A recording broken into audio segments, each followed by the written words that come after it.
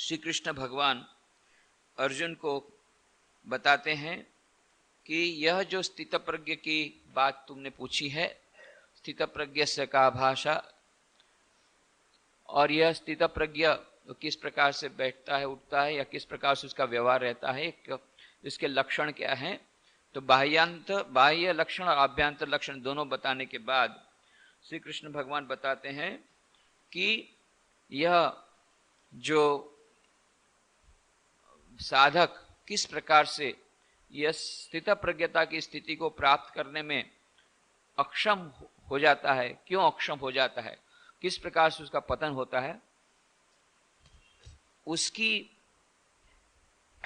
पूरी जो प्रक्रिया है पतन की, यह पतन का जो विज्ञान है, मनोविज्ञान, यह बताते हुए कहते हैं, ध्यायतो विषयान् पुंसः संगस्तेषु उपजायते, संगात् संजायते कामः, कामात् क्रोधोऽभिजायते, क्रोधात् भवति सम्मोहः, सम्मोहात् स्मृति विभ्रमः, स्मृति भ्रंशात् बुद्धिनाशो, बुद्धिनाशात् प्रणश्यति। किस प्रकार से एक के बाद एक क्रम आता है और फिर अंत में उस साधक का संपूर्ण विनाश हो जाता है, क्योंकि उसकी बुद्धि विनाश होती है। और ये कैसे शुरू होता है? विषयों के चिंतन से, विषयों पर ध्यान करने से यह प्रारंभ होता है, और फिर उसी से आसक्ति, और आसक्ति के रूप बाधा जब आती है तब उससे क्रोध, और क्रोध जब आता है तब उसके बाद में क्रोधात् भवति सम्मोह, फिर बुद्धि सम्मोहित हो जाती है, और फिर स्मृति भ्रंशात्, फिर उससे बाद में स्मृति भ्रम हो जाता है, स्मृति भ्रंशात् बुद्धि नाश हो, और ये स्मृति भ्रम हो जाता है। स्मृति जब निकल जाती है तो स्मृति का नाश होने पर बुद्धि का भी नाश हो जाता है, और बुद्धि नाशात् प्रणश्यति। फिर मनुष्य में और पशु में कोई अंतर नहीं रह पाता, वो मनुष्य का जो पुरुषार्थ उससे वह विच्युत हो जाता है, और वह जो मुख्य उसकी विवेक बुद्धि, उसका नाश होने पर फिर उसमें और कोई अंतर नहीं रह जाता।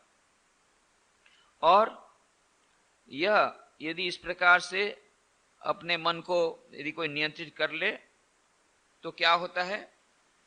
राग द्वेष वियुक्तेस्तु विषयानिंद्रियैश्चरन् आत्मवश्येर विधेयात्मा प्रसादमधिगच्छति। स्वाधीन अंतर्करण वाला पुरुष जिसने अपनी इन इंद्रियों पर संयम प्राप्त कर लिया है, अपने मन पर संयम प्राप्त कर लिया है, उस प्रकार की जो बुद्धि है, राग द्वेष रहित अपने वश में की हुई इंद्रियों द्वारा विषयों को भोगता हुआ अंतःकरण की प्रसन्नता तथा स्वच्छता को प्राप्त हो जाता है। राग द्वेष वियुक्तेस्तु विषयानिंद्रियैश्चर आत्मवश्य विधेयात्मा प्रसादम अधिगच्छति। प्रसाद माने चित्त की प्रसन्नता, वह जो निधि ध्यासन की अवस्था है, वह चित्त की प्रसन्नता, वह चित्त की निर्मलता की जो अवस्था है, उसे प्राप्त हो जाता है। और जब चित्त की निर्मलता प्राप्त हो गई, चित्त जब प्रसन्न हो गया, जब चित्त के सब विक्षेप और विक्षोभ दूर हो गए, तो क्या होता है? प्रसादे सर्व दुखानां हानिरस्योपजायते, प्रसन्न चेतसो यातु बुद्धि पर्यवतिष्ठते। और फिर उससे क्या होता है?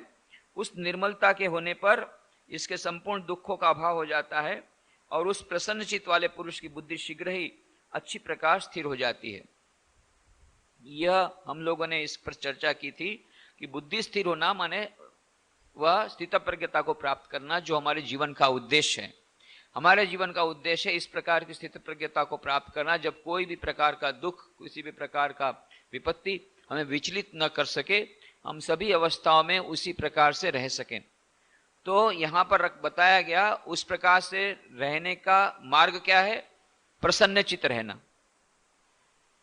और हम उस मार्ग पर क्यों रहना चाहते हैं? क्योंकि हम प्रसन्न चित्त रहना चाहते हैं। तो ये मानो एक दूसरे का परिपूरक है।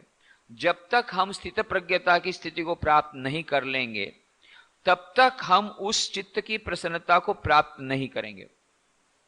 हमने पिछले समय कहा था, स्वामी विवेकानंद कहा करते थे, to be happy and smiling always takes you nearer to God than any prayer in this world. यदि आप हमेशा आनंद में रहें और हंसते रहें, तो आप भगवान के सबसे अधिक नजदीक पहुंच जाएंगे किसी भी प्रार्थना के बनिस्बत। वो तो कहना सरल है, पर वह जो हैप्पी रहना, टू बी हैप्पी ऑलवेज, और ऑलवेज सदैव, कभी कभी तो हैप्पी हम लोग हो जाते हैं, कभी कभी सुखी हम भी हो जाते हैं। लेटेस्ट मॉडल की कार आ गई, बहुत खुश हो गए, फिर आज ये चाहिए था उस प्रकार एडमिशन मिल गया, खुश हो गए। पर वो टिकता नहीं है, फिर उसके बाद में फिर से दूसरा अभाव आता है, फिर से दुखी होते हैं। पर सदैव सुखी रहना और हंसते रहना ये तो बड़ी कठिन बात है।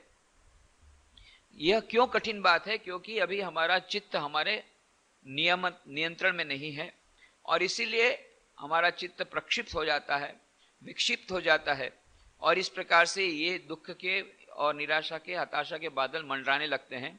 जब ये आसक्ति आती है जीवन में, तो इस प्रकार से पूरा क्रम आता है। तो इसलिए इस क्रम से यदि बचाया जाए तो क्या होता है?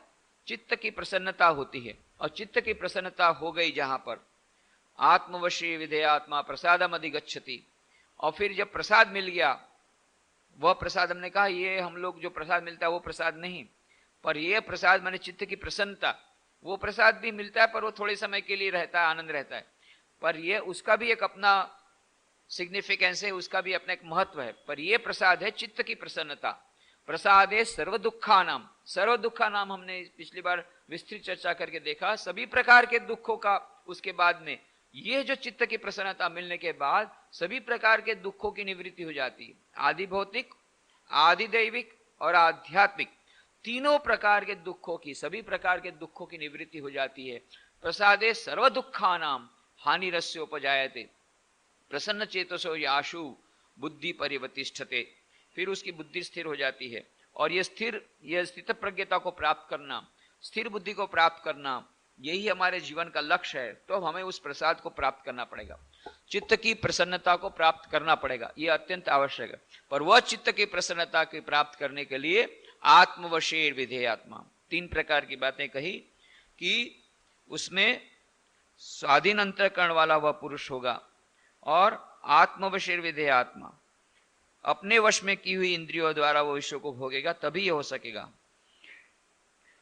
और ये जो हम लोग कहते हैं कि हमें सुख प्राप्ति करनी है, हमें सुख और शांति चाहिए, आधुनिक मानव सुख और शांति की खोज में है, सभी मनुष्य सुख और शांति की खोज में है, और इसीलिए कितने प्रकार से कितने लोग ठगने के लिए लगे हुए हैं कि आप इस प्रकार से करेंगे आपको तुरंत मन की शांति हो जाएगी, ये धागा लगवा लीजिए तुरंत शांति हो जाएगी, इस प्रकार का यज्ञ करा लीजिए शांति हो जाएगी, इस प्रकार से मकान में इस प्रकार की पूजा करा लीजिए शांति हो जाएगी। इस प्रकार से लोग ठगते हैं और हम ठगा जाते हैं, क्योंकि हम लोग सोचते हैं चलो भाई करने में क्या हर्ज है, जाएगा तो जाएगा, 5,000 रुपया गया, यदि शायद शांति मिल जाए, यदि शायद सुख मिल जाए।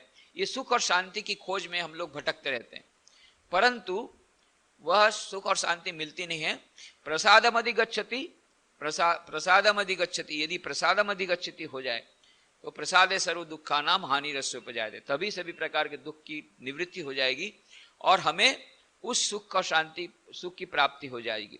और हमें सुख और शांति क्यों प्राप्त नहीं होती है, तो उसका कारण बताते हैं कि हम लोग सुख और शांति के लिए इतना भटकते हैं, इतने सारे उपाय करते हैं, कितना रुपया खर्च करते हैं, कितनी प्रकार की शिविरों में जाते हैं, कितने प्रकार से दूर घूमने जाते हैं, कितने प्रकार की वस्तुओं को लेते हैं, कितने प्रकार के उद्योग करते हैं, कितने प्रकार के उपाय करते हैं, फिर भी हम लोगों को यह सुख और शांति प्राप्त नहीं होती। इसका कारण क्या है? तो उसका कारण बताते हैं, नास्ति बुद्धिरायुक्तस्य न चायुक्तस्य भावना न चाभावयतः शांति अशांतस्य कुतः सुखम।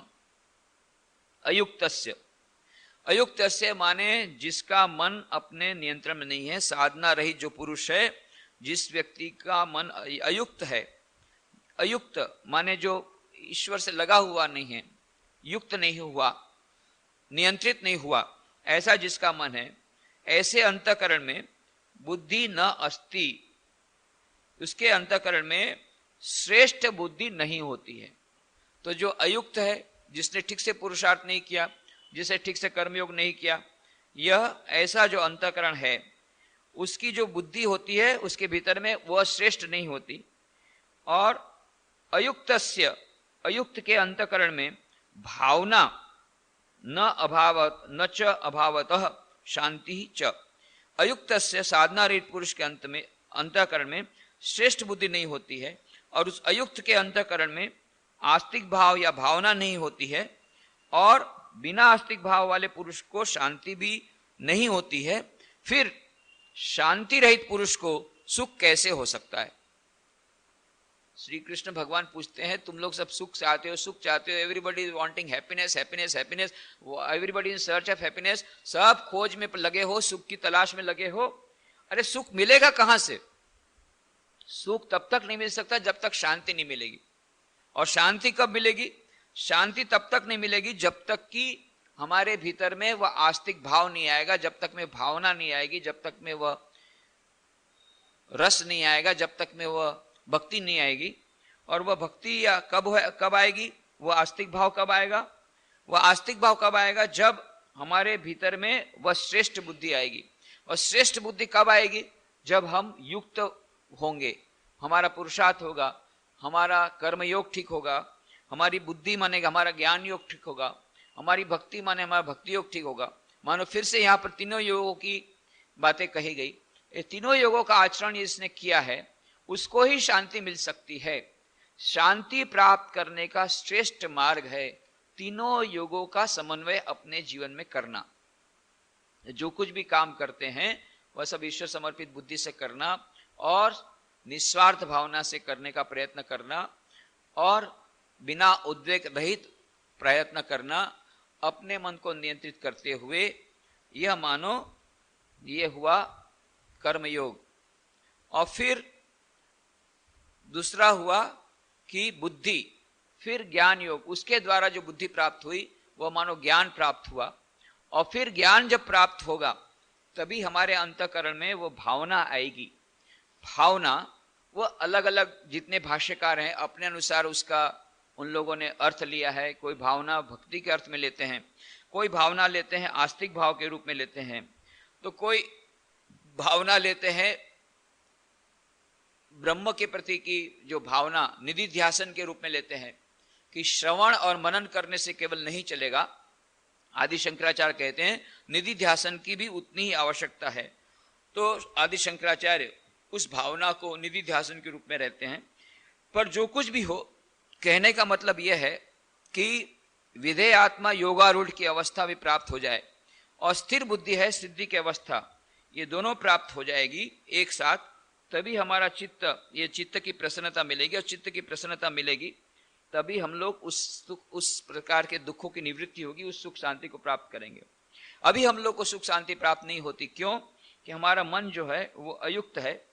अयुक्त मन होने से जो ईश्वर में लग नहीं रहा है और वो पुरुषार्थहीन है और अपने मन में नियंत्रित नहीं है। उस नियंत्रित मन नहीं होने से, मन का नियंत्रण नहीं होने से बुद्धि, वह भी हमारी बुद्धि वह भ्रष्ट हो गई है। वह श्रेष्ठ बुद्धि हमारे पास नहीं है, वह ज्ञान हमारे भीतर में नहीं है। और क्योंकि वह ज्ञान भी नहीं है और फिर साथ साथ में अंतःकरण में अयुक्त रहने से हमारे अंतःकरण में आस्तिक भाव का भी अभाव है या निधिध्यासन का अभाव है। और इस प्रकार से बिना आस्तिक भाव वाले पुरुष को, बिना निधिध्यासन वाले पुरुष को, बिना भक्ति वाले पुरुष को शांति कभी प्राप्त नहीं हो सकती। और जब शांति प्राप्त नहीं हुई तो फिर सुख कहां से प्राप्त होगा? श्री कृष्ण भगवान पूछते हैं अशांत से कुतः सुखम। अरे सुख कैसे मिलेगा? शांति जब मन में नहीं है, मन में अशांत है, तुम बोलते मुझे शांति, मुझे सुख चाहिए, तो सुख, तुम बोल रहे हो मुझे सुख चाहिए, सुख चाहिए, सुख मिल ही नहीं सकता। अशांत से कुतः सुखम। जिसका मन अशांत है उसको कभी क्या सुख मिल सकता है? तो पहले मन की शांति लाने का प्रयत्न करो। और मन की शांति लाने के लिए मन के भीतर के उद्वेग को संतुलित करना पड़ेगा, मन के भीतर के जो उछाल हैं उनको संयमित करना पड़ेगा और उस चित्त की प्रसन्नता को प्राप्त करना पड़ेगा, तभी जाकर के मन की शांति मिलेगी। अन्यथा वह मन की शांति हमें प्राप्त नहीं हो सकती। और बार बार फिर से प्रकरण से पहले बताया कि जो हमें किस प्रकार से उस आत्म तत्व की तरफ जाना चाहिए, ये पहले बताया कि स्थित प्रज्ञता की लक्षण क्या है बताया। और ये तस्य प्रज्ञा प्रतिष्ठिता तानि सर्वाणि संयम युक्त आसीद मत्परः वशे यस्येन्द्रियाणि तस्य प्रज्ञा प्रतिष्ठिता। इस प्रकार से इसकी प्रज्ञा प्रतिष्ठित हो गई, यह बताया। तो स्थित प्रज्ञता के लक्षण बताते श्री कृष्ण भगवान किस प्रकार से स्थित प्रज्ञता के लक्षण हमारे जीवन में प्रकट हो सकते हैं ये भी बताते हैं। उसमें क्या बाधाएं आ सकती ये भी बताते हैं। किनको ये प्राप्त होता है वो भी बताते हैं, किनको ये प्राप्त नहीं होता ये भी बताते हैं, क्यों उनको प्राप्त नहीं होता ये भी पूरा बताते हैं। पूरा मनोवैज्ञानिक ढंग से श्री कृष्ण भगवान समझाते हैं कि पहले ये बताया कि इस स्थित प्रज्ञता के लक्षण, आभ्यंतर और बाह्य लक्षण बताने के बाद यह कहा कि किस प्रकार से वह लक्षण प्राप्त होते हैं, और फिर कहा कि कितने लोग इस लक्षण को प्राप्त नहीं कर सकते हैं, उसका कारण क्या है। तो ध्याय तो विषयान पुस्तक संगस्ते उपजायते, ये बताया किस प्रकार से उसका पतन होता है। और फिर जो इस प्रकार से मन को संयमित करता है उसका क्या होता है, उसका यही होता है कि राग द्वेष वियुक्तेस्तु विषयान निश्चयन आत्मवश्य विधेय आत्मा प्रसादम अधिगच्छति। जो इस प्रकार से अपने मन को युक्त कर लेता है वह प्रसाद की, चित्त की प्रसन्नता को प्राप्त हो जाता है। चित्त की प्रसन्नता को प्राप्त होने पर वह इस प्रकार से मन की शांति को प्राप्त कर लेता है, सभी प्रकार के दुख निवृत्त हो जाते हैं, वो बड़े आनंद में रहता है। प्रसन्न चेतसो याशु बुद्धि परिवतिष्ठते। जब वो चित्त की प्रसन्नता आ गई वो हमेशा आनंद में रहता है। हमने कहा था पिछली बार स्वामी विवेकानंद को उदाहरण देकर के, कितने ऐसे योगी लोग हैं, कितने लोग ऐसे महापुरुष लोग हैं, वे हमेशा, अधिकांश लोग हमें मिलेंगे, चाहे भगवान श्री रामकृष्ण का उदाहरण ले लें। श्री रामकृष्ण देव को माँ शारदा जी कहती, मैंने कभी भी म्लान मुख में नहीं देखा, और मूर समाधि अवस्था में जाते थे तो हमेशा वो समाधि अवस्था में जाते तो आनंद में, मानो आनंद भीतर से फूट रहा है। माँ शारदा देवी कहती कि मैं, जिसको हम लोग सोचते हैं कि वो तो इम्प्रिजन थी, अरे बाबा रे एकदम उसको जेल खाने में बंद किया था, छोटे से कोठरी में उनको रख दिया था, नौबत खाने में, ऐसे माँ शारदा देवी को हम ऐसा सोचते हैं। माँ शारदा देवी कहती थी, मैं जब दक्षिणेश में रहती थी तब हमको रोज तो प्रतिदिन तो दर्शन मेरे भाग्य में नहीं था श्री रामकृष्ण का, पर हम लोग वह जो पर्दा टंगा रहता था, वह खसका टट्टी का पर्दा, वह जो घास फूस का, उसमें छोटा सा छेद कर दिया था, उस छेद से श्री रामकृष्ण के कमरे में देखते थे किस प्रकार से वहां गान हो रहा है, उनकी बातें थोड़ी थोड़ी सुनते थे। उससे ही हमको इतना आनंद होता था कि मानो उस समय, मानो आनंद का एक कुंभ, एक पूरा घड़ा मानो हृदय में मुझे दिखा गया, उतना आनंद होता था।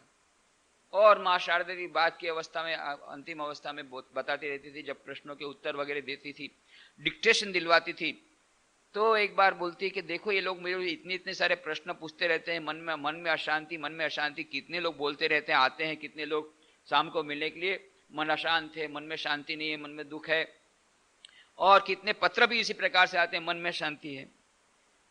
माँ शारदा देवी बोलती है कि मन की अशांति क्या चीज है ये मुझे आज तक पता ही नहीं चला, डिक्शनरी में ही मुझे ढूंढना पड़ता है कि मन की अशांति क्या है, मुझे खुद को पता नहीं। मन की अशांति लोग बोलते हैं पर ये क्या चीज होती है ये पता नहीं है।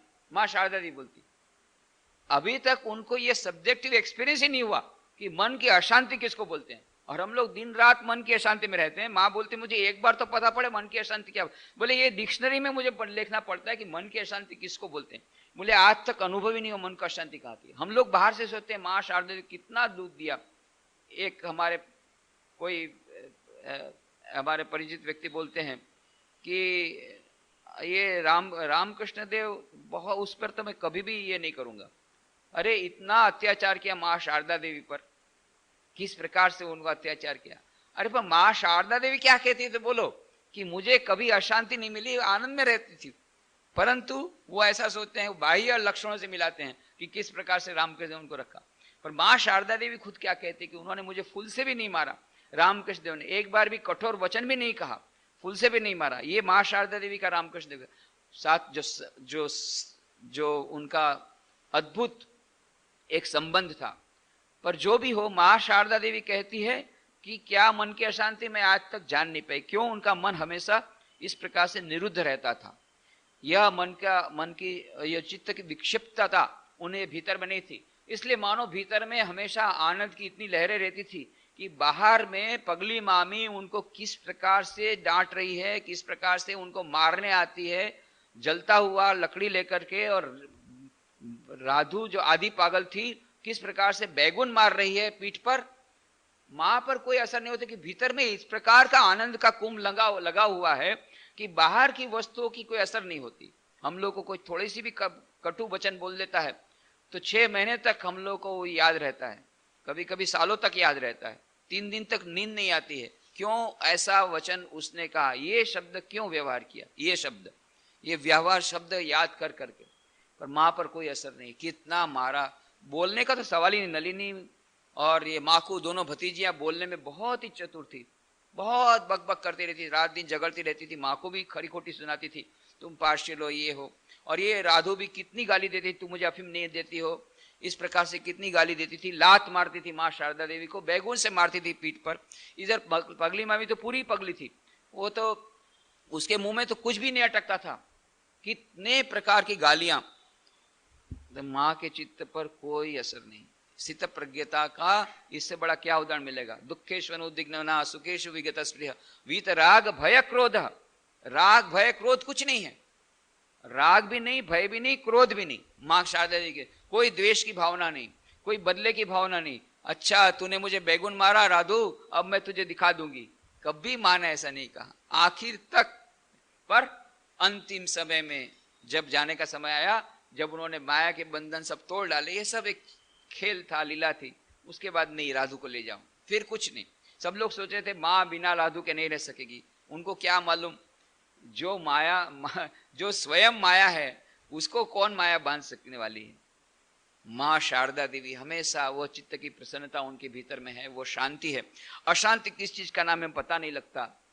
श्री रामकृष्ण में सदैव आनंदमय, माँ शारदा जी कहते हैं मैंने उनको निरानंद कभी देखा ही नहीं, सदैव आनंद में। स्वामी विवेकानंद हमेशा आनंद में रहते थे। पिछले वक्त हमने बताया कि यहाँ तक कि अमेरिकन लोग समझ भी नहीं पाए, विदेश में गए थे, उनका इस प्रकार से, उनकी इस प्रकार से धारणा थी कि जो धर्मोपदेशक रहते हैं वो बहुत ही गंभीर रहने चाहिए। और स्वामी विवेकानंद को कह भी दिया कि आपको गंभीर रहना चाहिए, इस प्रकार से आपको शोभा नहीं देता। और स्वामी विवेकानंद ने कहा कि मैडम मैं भी कभी कभी गंभीर हो जाता हूँ जब पेट में दर्द होता है तब। इसका मतलब होता है कि पेट में जब दर्द नहीं तो क्यों गंभीर रहना। फिर वे कहते हैं हम आनंद की संतान हैं, हम क्यों निरानंद रहेंगे, हम आनंद की संतान हैं। अमृतस्य पुत्राः, हम लोग अमृत की संतान हैं, आनंद की संतान है, हम भला निरानंद क्यों रहेंगे। और यहां तक स्वामी विवेकानंद बोलते देखो ये निराशा और ये हताशा ये बहुत बड़ा इन्फेक्शियस डिजीज है। ये स्वामी विवेकानंद ने आज से 100 साल पहले कहा। अभी लेटेस्ट रिसर्च कहती है, मॉडर्न साइकोलॉजिस्ट, मॉडर्न साइंटिस्ट लोग कहते हैं जिस प्रकार से ट्यूबरोक्लोसिस और दूसरे प्रकार के रोग हैं वो इन्फेक्शियस डिजीज है, वो चेपी रोग हैं, वो एक दूसरे का चेप लग जाता है। इसलिए वो जो इस प्रकार का रोग यदि किसी को हो गया, जॉन्डिस हो गया, टीबी हो गया, इस प्रकार के रोगियों को थोड़ा अलग रखना चाहिए। खास करके उनका ज्यादा रोग लग गया होगा तो उनको अलग रखना चाहिए, नहीं तो दूसरे लोगों को रोग लगने की संभावना है। ये चेपी रोग है।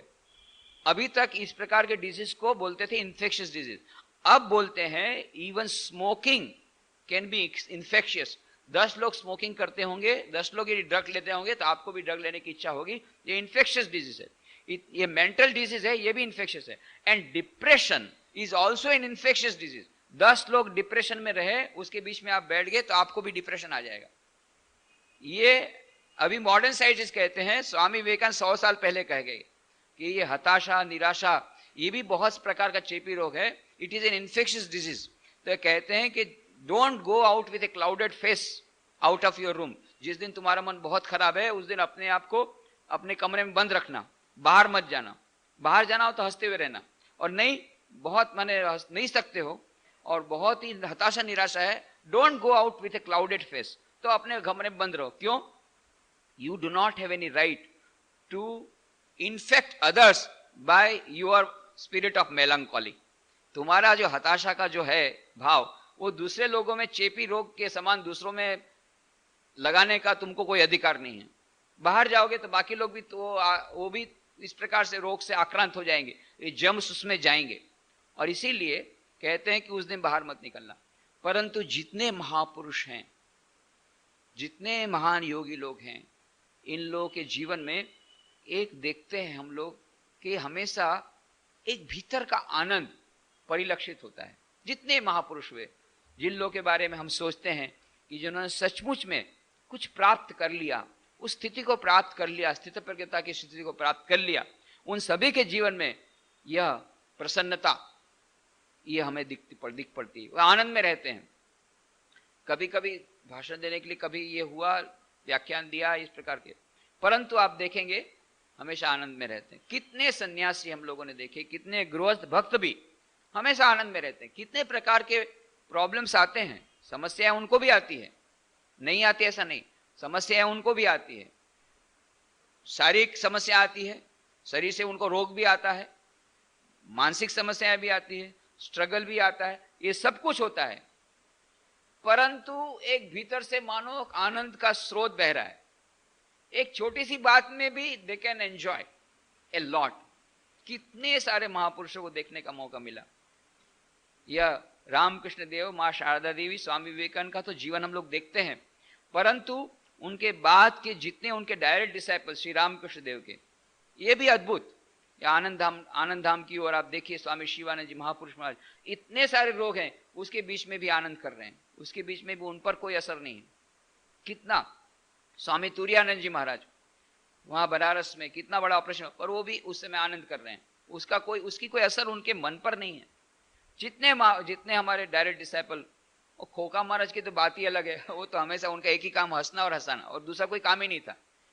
वो एकदम, उसका नाम ही खोखा, खोखा माने छोटा बच्चा बंगला में कहते हैं, तो उसको पहले से वो उनका स्वभाव ही एकदम बालक स्वभाव था, इसलिए उसको उपनाम दिया गया था।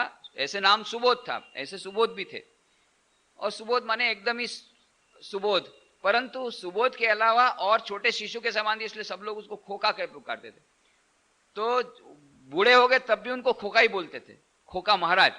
पर खोखा माने छोटा बच्चा, छोटे बच्चे महाराज, वो छोटे बच्चे के समान ही व्यवहार करते थे, उनको यही सब अच्छा लगता, छोटे बच्चे के समान। वो ओल्ड टीन, स्वामी कैलाशानंद जी महाराज से मुझे उनकी सेवा करने का मौका मिला। कैलाशानंद महाराज ने उनकी सेवा की थी, वो कभी कभी बताते थे, ये ओल्ड टीन और बॉर्नविटा ये सब नया नया उस समय आया था, ये सब अपने पर डिब्बे रखते थे अपने पास, वो उसको खाते थे अलग अलग प्रकार से, ये छोटे बच्चे लेते हैं उस प्रकार से बीच बीच में लेते थे, और बहुत आनंद और बहुत मजाक करते थे और हंसते थे, एकदम छोटे बच्चे के समान हंसते थे। स्वामी विवेकानंद जब सीरियस होते थे, जब गंभीर होते थे, किसी की मजाल नहीं थी उनके पास फटके। वो तो शिवावतार हैं, रुद्र स्वरूप, रौद्र स्वरूप यदि धारण करेंगे, किसी की हिम्मत नहीं। परंतु खोखा महाराज के पास वो कैपेसिटी थी। खोखा महाराज को स्वामी विवेकानंद कुछ नहीं बोल सकते, बाकी सबको कुछ भी हो, कि ब्रह्मानंद जी महाराज डरते थे, सभी लोग डरते थे, खोखा महाराज नहीं डरते थे। वो अपना हंसना शुरू किया, बस कुछ नहीं। खोखा महाराज तो उनको कुछ नहीं, कुछ लगता जाता कुछ नहीं। एक बार ऐसी स्वामी विवेकानंद किताब पढ़ रहे थे, उधर घंटी बज गई। स्वामी विवेकानंद की तो एकाग्रता इतनी अधिक थी कि जब जिस चीज को करते थे एकदम उसमें डूब जाते थे। वो किताब पढ़ रहे थे, अब ये खाने की घंटी बज गई, सब लोग बैठे हैं, स्वामी विवेकानंद जब तक नहीं गए तब खाना तो होगा नहीं। सब लोगों ने देखा तो क्या है, तो स्वामी जी तो अपने कमरे में किताब पढ़ रहे हैं। फिर 10 मिनट देखा, किताब तो पढ़ना उनका जारी है, तो बोले उनको बुलाया जाए। बोले ना बाबा, अभी कोई डिस्टर्ब करने का हिम्मत नहीं। खोखा महाराज बोले मैं जाता हूं। अरे स्वामी विवेकानंद के साथ कोई बात नहीं, बस गए और पीछे से गए। स्वामी विवेकानंद किताब पढ़ रहे हैं, पीछे से देखा, पीछे से जाकर के किताब ऐसे पढ़ रहे थे, ऐसा जाकर किताब ऐसा बंद कर दिया। स्वामी जी की कैसे किताब बंद होगी, पीछे देखा खोखा, अरे खोखा क्या बात है। तो खोखा महाराज, अरे घंटी बज गई है, चलो खाने के लिए, वो बाद में पढ़ना होगा, फिर खा के फिर पढ़ना।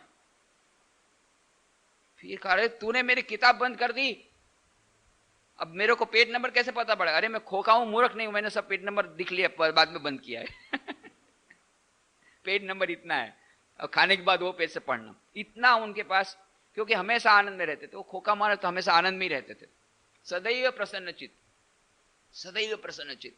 स्वामी हमारे जितने रामकृष्ण मठ मिशन के प्रेसिडेंट, वाइस प्रेसिडेंट हुए, ये सभी का आप देखेंगे, सभी के भीतर में वो प्रसन्नता रहती है। क्यों? यही स्थिर प्रज्ञता के कुछ कुछ लक्षण उन्हें मिलते हैं कि सदैव प्रसन्न रहते थे। भूतेशानंद जी महाराज रामकृष्ण मठ मिशन के 13वें परमाध्यक्ष, ये इनका तो सुबह प्रतिदिन हमेशा कभी भी जाएंगे, छोटी छोटी बात में वो इस प्रकार से व्यंग कर देंगे और मजा करेंगे, कोई भी बात को लेकर के वो मजा कर सकते। और प्रतिदिन सुबह जब ये सन्यासी ब्रह्मचारी लोग जाते थे वहां पर प्रणाम करने के लिए, तो प्रणाम करने के लिए जाते तो कम से कम आधा घंटा प्रणाम होता था। प्रणाम करने के बाद सभी लोग वो जो बाहर के वरांडा में खड़े रहते हैं, और सब फिर उसी समय ये ब्रह्मचारी लोग, ट्रेनिंग सेंटर के ब्रह्मचारी करीब करीब 80-90 ब्रह्मचारी, और फिर बाकी सभी साधु लोग, ये सभी जितने बेलूर मठ में करीब 150-200 साधु लोग हैं, सभी लोग एक साथ प्रणाम करने जाते थे सुबह नाश्ते के बाद। तो उस समय मानो आनंद का बाजार लग जाता था। इतना हंसाते थे कि वो नाश्ता का वहीं हजम हो जाता था, पूरा नाश्ता। सभी लोग इतना हंसाते थे अधिकांश समय। एक आध दिन कभी हुआ तो कोई सीरियस बात निकल गई तो अलग बात है, परंतु वो कोई भी बात हो उसमें से इतना हंसाएंगे। कोई भी प्रश्न पूछा इतना पॉइंटेड रिप्लाई दे करके वो इतना उतारते थे, कभी कभी किसी का व्यंग करते थे, ये करते थे, और सब लोग हंस हंस के लोटपोट होते थे। आनंद में पुरुष वीरेश्वरानंद जी जो 10वें परमाध्यक्ष थे, वे भी उसी प्रकार से हमेशा आनंद में। वो जहां भी जाते थे मानो उत्सव लग जाता था। ऐसा लगता था कि मानो अपने आप एक उत्सव लग गया है, जहां उनका जाना ही उत्सव। जो भागवत में कहा गया कि नित्य उत्सव हो जाता है, जैसे महापुरुष लोग जाते हैं तो जहां जाते मानो नित्य उत्सव हो जाता है, सभी नाचना गाना शुरू हो जाता है, एकदम आनंद, पूरा वातावरण मानो आनंद में हो जाता था उनकी प्रेजेंस से। उनको तो ये भूतेशान जी समान कोई जोक भी कट नहीं कर, बहुत जोक्स बहुत जानते थे भूतेशान, कई जोक्स जानते थे, पर इनको तो जोक भी कट नहीं करना पड़ता था। केवल उनकी उपस्थिति से ही मानो आनंद की हाट लग जाती थी, आनंद की बाजार लग जाती थी। गंभीरानंद जी महाराज, उनका तो नाम ही गंभीरानंद जी महाराज था, बहुत गंभीर माने जाते हैं और सचमुच में बहुत, हमेशा उनसे बहुत लोग, सभी लोग डरते थे। बहुत दीर्घ वर्षों तक वे जनरल सेक्रेटरी रहे, बाद में वाइस प्रेसिडेंट हुए, तब एक अलग उनका रूप दिखा। जब तक जनरल सेक्रेटरी थे वो तो पहले आर्मी में थे, इसलिए आर्मी के समान ही सबको कंट्रोल करते थे, सभी लोग डरते थे। पूरे रामकृष्ण मठ मिशन के जनरल सेक्रेटरी थे, परंतु जो वाइस प्रेसिडेंट हुए और प्रेसिडेंट हुए, मानो पूरा उनका एकदम पूरा स्वभाव में परिवर्तन हो गया। ऐसे गंभीरानंद जी महाराज भी वो 12वें परमाध्यक्ष थे भूतेशान महाराज के पहले। ये परमाध्यक्ष भी इतने गंभीर होते हुए भी बीच बीच में इस प्रकार की बातें करते थे, बहुत हंसाते थे। एक बार इसी प्रकार से साधु ब्रह्मचारी लोग मजाक कर रहे थे तो कोई जोक किया, तो महाराज आप क्या बोलते हैं? बोले मैं क्या जानू भाई, मेरा नाम तो गंभीर है, मैं तुम लोग की जोक्स कैसे समझूंगा। ऐसा करके एक जोक बना दिया। बोले मेरा तो नाम गंभीर है, वो जो गंभीर महाराज कह के उनको पुकारते थे, गंभीर महाराज, गंभीरानंद जी। बोले मैं तो गंभीर हूं, तो तुम लोग की मजाक की बात मैं कैसे समझूंगा। इस प्रकार से मजाक कर दी उन्होंने। और अत्यंत सूक्ष्म उनमें ये था, हास्य का ये विनोद वृत्ति जो थी उनकी भी थी, अत्यंत सूक्ष्म, वो कभी कभी बहुत बार प्रकट हो जाती थी। तो ऐसे गंभीरानंद जी महाराज जिनका नाम ही गंभीर था, फिर भी वो सूक्ष्म ये आनंद पर बैठे हैं सुबह सुबह में अपना आराम से नहा धो करके बैठे, तो हमको लगता गंभीर महाराज तो, परंतु जो लोग नजदीक में जो उनकी सेवा करते थे वो जानते थे वो कितने आनंद में रहते थे। जहां वो अपना स्नान वगैरह करके उनको बैठा है कमरे में, तो कुछ अपना किताब पढ़ रहे हैं, कभी कभी मस्ती में रविन्द्रनाथ टैगोर को उनको बहुत पसंद थे, उनके रविन्द्रनाथ टैगोर के या रजनीकांत के काव्य अपने अपने गुनगुना रहे हैं, धीरे धीरे गुनगुना रहे हैं, बड़े मस्ती में है। एक मस्ती में एक आदमी कैसा रहता है, जैसे मस्ती में है। फिर जहां भक्तों के आए तो एकदम गंभीर, परंतु मस्ती में है, आनंद में है। और बीच में कभी कभी इस प्रकार छोटी सी बात कह दी, सबको हंसाया। तो ये सभी जितने रामकृष्ण मठ मिशन के प्रेसिडेंट, वाइस प्रेसिडेंट, जितने रामकृष्ण देव के पार्षद, रामकृष्ण देव, शारदा जी, स्वामी विवेकानंद, ये तो हमारी परंपरा का, और भी बाहर के जितने साधु लोग या जितने गृहस्थ लोग, जिन लोगों को इस प्रकार से स्थित प्रज्ञता के कुछ लक्षण मिले हैं, वे उनके पास जाने से लगता है मानो एक आनंद का स्रोत उनके भीतर जाए। उनको कुछ एक विशेष प्रकार का, हम लोग को तो ह्यूमर इन यूनिफॉर्म और रीडर्स डाइजेस्ट पढ़ना पड़ता है, उसके बाद में लाफ्टर थेरेपी करना, तो भी हंसी नहीं आती है, और वो हंसी आती है तो कृत्रिम हंसी आती है, पर वो हंसी भी आती है तो आनंद नहीं आता है। वो आनंद कहां, वो जो भीतर का आनंद कहां, भीतर की जो bliss, that feeling of bliss, that feeling of that feeling of blessedness, वो जो धन्यता, वो जो मन की शांति, वो जो आनंद, वो प्रसन्नता, जो प्रसन्नता की बात यहां कहती, प्रसादे सर्व दुखा नाम, यह प्रसाद, यह प्रसन्नता, वो ह्यूमर इन यूनिफॉर्म से नहीं मिलती, वो लाफ्टर थेरेपी से नहीं मिलती। ये जो प्रसादे सर्व दुखा नाम है, वो भीतर में वो जो संयोग होता है उस दिव्यता के साथ, वो दिव्यता है ना सच्चित आनंद, ये सच्चिद आनंद स्वरूप है। उस सच्चिदानंद स्वरूप वह जो आत्मा तो भीतर में है ही, ये तो नया तो प्राप्त करने का नहीं है। जिनका उसके साथ ध्यान के क्षणों में थोड़ा सा भी एकाध क्षण के लिए भी कांटेक्ट हो जाता है, उसे से उनका वो जो आनंद मिलता है वो सारा दिन चलता है। Only one moment of that contact, it is so blessed. वह एक सेकंड का उनको जो कांटेक्ट है, जो उस सच्चिदानंद रहे जो आप भीतर में है। इसीलिए हमने देखा कितने महापुरुषों को इस प्रकार से ध्यान से बाद में आए तो बैठे हैं आराम से, अंतर्मुखी हैं, पर भीतर में मानो आनंद का अनुभव कर रहे हैं। वो आनंद मानो बाहर ढल पड़ता है। वो जो ढल पड़ता है बाद में, छोटा सा कहा अरे ये सब्जी दिया कि किसको दिया भाई खाने को, मनुष्य को दिया ना किसको दिया, इतना सारा सब्जी। ऐसा एक छोटा सा जोक करके इतना हंसेंगे, इतना हंसाएंगे छोटी छोटी बातों में। क्यों? मानो भीतर में आनंद है वो छलक रहा है, अंदर नहीं समा रहा है, छलक रहा है छोटी छोटी बातों में। यह विशेष करके देखा जितने बड़े महापुरुषों में ये आनंद छलकता है, वो छलक जाता है। इतना आनंद भीतर में कहां से आया? वो जो कांटेक्ट हुआ सच्चित आनंद, वो तो है ही है। सच्चिदानंद स्वरूप तो है प्रत्येक के भीतर में। वो शाश्वत सुख, शाश्वत शांति, शाश्वत आनंद का मानो खजाना भरा हुआ है। पर हम लोगों को ये नहीं है क्योंकि बीच में पर्दा है। इनका पर्दा निकल गया, यह जो अज्ञान का पर्दा उनका निकल गया, अहंकार का पर्दा निकल गया, ममता, अहंता और ममता, आमी आमार, यह मैं और मेरा का यह पर्दा निकल गया।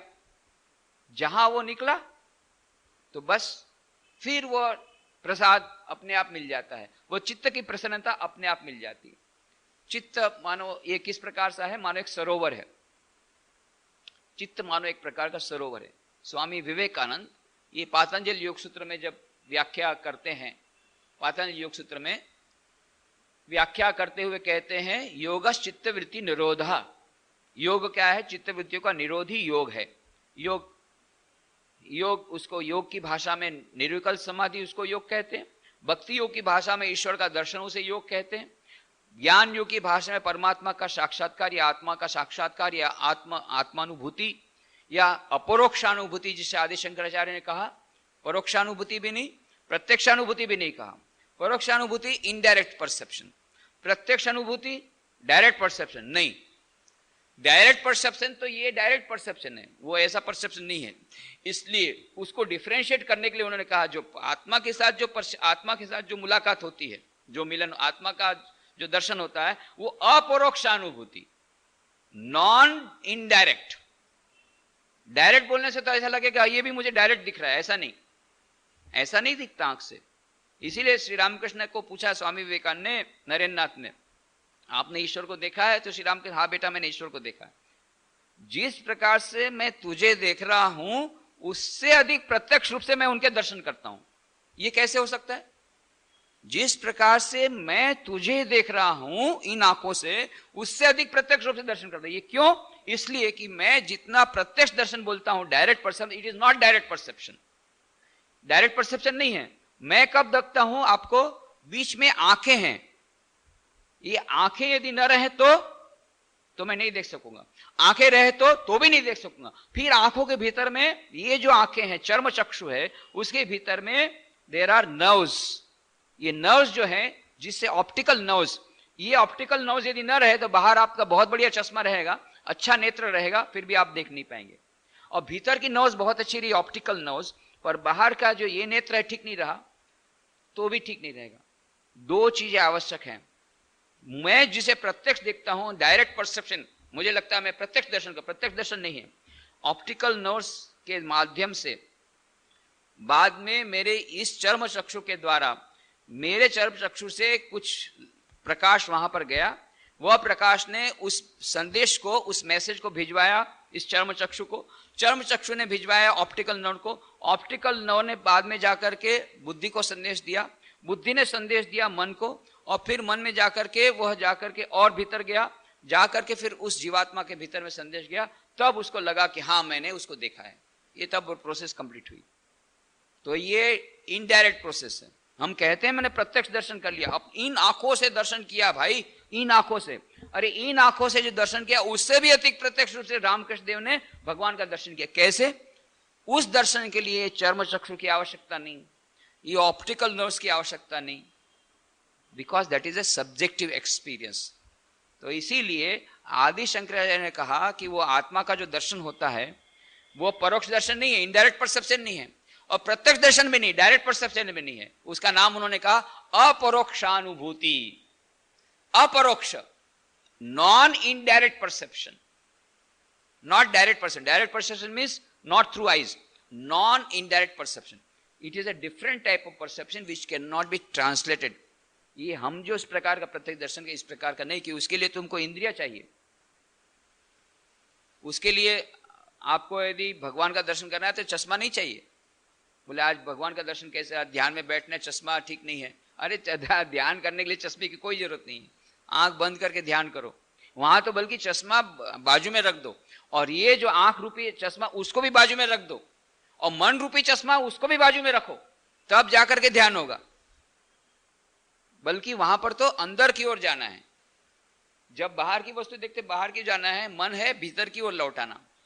तो ये जिन्होंने इस प्रकार से स्वामी विवेकानंद को चित्त जो है योग चित्तवृत्ति निरोध, ये चित्तवृत्तियों का निरोध यही वो योग है। और उसका उदाहरण देते हुए कहते हैं कि मां एक समझदार एक लेक है, एक सरोवर है।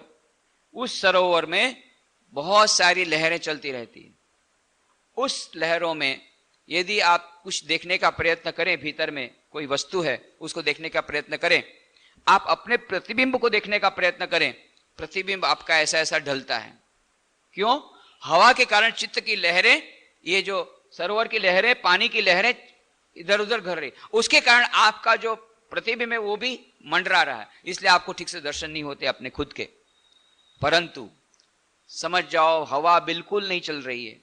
संकल्प विकल्प रूपी हवा जो मन में चलती रहती है, ऐसा कोई किसी प्रकार की हवा नहीं चल रही, और पानी एकदम स्थिर है, और जो तरंगे हैं पानी की तरंगे बिल्कुल शांत हो गई है। जब इस प्रकार की तरंगे शांत हो गई तब आप अपना चेहरा देखिए, बराबर दिखता है, बहुत सुंदर दिखता है। उसी प्रकार से हमारे चित्त में तरंगे हमेशा रहती है। ये जो संकल्प विकल्प बाहर से विषय वस्तु आते हैं उसके कारण हमारी इंद्रियां चारों ओर छूटती है। हमारे मन में कितने प्रकार के संकल्प विकल्प आते रहते हैं, इसके कारण चित्त विक्षोभ रहता है, और चित्त में वृत्तियां आती रहती जाती रहती है, हजारों लाखों वृत्तियां आती हैं, हजारों जाती रहती है, और इसके कारण ये चित्त रूपी सरोवर हमेशा चंचल रहता है। और इसीलिए हमको उस आनंद की उपलब्धि नहीं होती, उस प्रसन्नता की उपलब्धि नहीं होती, वो प्रसाद हमें नहीं मिलता है। पर जब इन इंद्रियों को हम शांत कर देते हैं, जब हम उन विचारों को शांत कर देते हैं, जब ये तरंगे शांत हो जाती है, तो कहते हैं कि ये जो युक्त पुरुष है तो उसका प्रसादे, वह उसको प्रसादम अधिगच्छति, प्रसाद उसको प्राप्त हो जाता है, चित्त की प्रसन्नता प्राप्त हो जाती है। वह जो भीतर में सच्चित आनंद स्वरूप, वह जो आनंद का खजाना है वो तो है ही है, परंतु हम ही लोगों ने अपने हाथ से उसको बंद करके रखा है। यह जो सुख और शांति का खजाना भीतर में है, पर कबीर कहते हैं मुंह को कहां तो ढूंढे बंदे, मैं तो तेरे पास में, खोजोगे तो अभी मिलूंगा पल भर की तलाश में। अरे भीतर में ही है सारे शाश्वत सुख शाश्वत शांति, सदैव खजाना, अनंत आनंद का खजाना भीतर में है, पर हमको उसका कोई होश नहीं है। उसका कारण क्या है? उसका कारण यही है कि ये चित्त की सरोवर की लहरें वो अशांत हैं, वो पर्दा आ गया बीच में, उस पर्दे को दूर कर दो। घूंघट का पट खोल रे तो है पिया मिलेंगे, कटुक वचन मत बोल रे तो है पिया मिलेंगे। वह अज्ञान का पर्दा दूर कर दो तो तुरंत उस परम आत्मा के दर्शन हो जाएंगे। परम आत्मा सच्चित